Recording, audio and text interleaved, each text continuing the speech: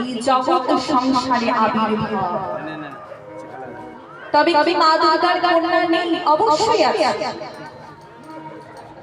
মা দুর্গার কন্যা হলো জ্যোতি, যা মহাদেবের ত্রিনয়ন থেকে সৃষ্টি হয়েছিল।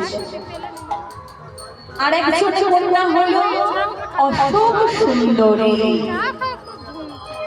আর মা মনসা তো মহাদেবের কন্যা। তা এই ছোট ছোট জায়গাগুলো আমাদের একটু জানতে হবে, বুঝতে হবে। মা সরস্বতী সৃষ্টির পূর্বে মা সরস্বতী আবির্ভাব। তাই এই জগৎ সংসারে সরস্বতী পূজাকে প্রথম করেছিল জানা আছে? মহামুনি বেদব্যাস। তিনি কৃষ্ণের অন্তর্ধানের পর বড় বিচলিত হয়ে পড়লেন। দ্বারকা লীলার অন্তে শ্রীকৃষ্ণ পূর্ব প্রতিশ্রুতি অনুযায়ী জরা ব্যাধের হাতে মৃত্যু বরণ করলেন। এই সব দেখে মহামুনি বেদব্যাস বড় বিচলিত হয়ে পড়লেন যে কি করলে জগৎ সংসারে একটু শান্তির উদয় হবে। সেই সময় দেবর্ষি নারদ সেখানে উপস্থিত। আজ মহর্ষি দেবর্ষিকে প্রণাম জানিয়ে বলছে, হে দেবরাজ, আমি বড় বিচলিত। জগৎ সংসারে কি করলে একটু শান্তি হবে আমি সেটা বুঝতে পারছি না। 18খানা পুরাণ রচনা করেও আমার শান্তি হলো না।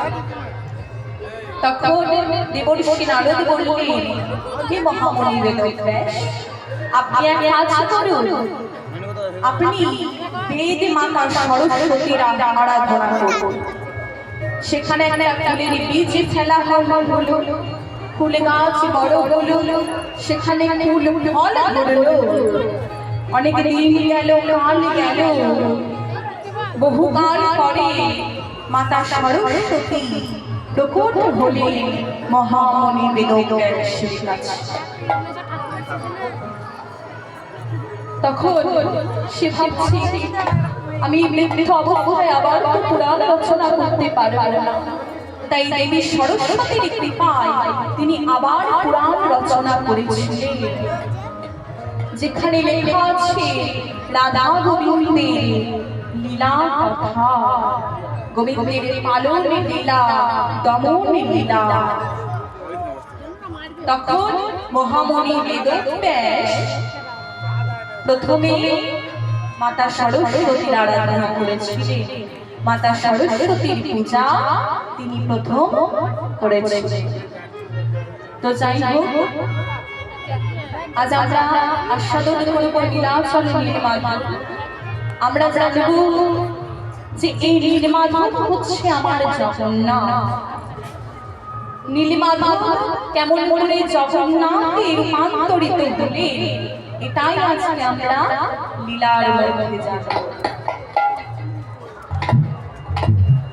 এই যে নীলমাধব সত্যযুগ থেকে নীলগিরি পর্বতের গুহায় বিরাজমান। সত্য ত্রেতা দাপর কলিযুগ পর্যন্ত সেখানে রয়ে গেলেন। শাস্ত্রে প্রমাণ করলেন যে রাজা ইন্দ্রদূত ছিলেন খুব ধার্মিক রাজা, এবং তার ভগবানের প্রতি ছিল অটুট ভক্তি। একাধারে তিনি যেমন ভগবানের সেবা না দেওয়া পর্যন্ত জল গ্রহণ করেন না, আবার অন্যদিকে তিনি রাজ্যের প্রজাদের ভক্ত জ্ঞানে প্রতিপালন করেন। তাই শাস্ত্রে বললেন, দেখো দেখো অবতীর্ণ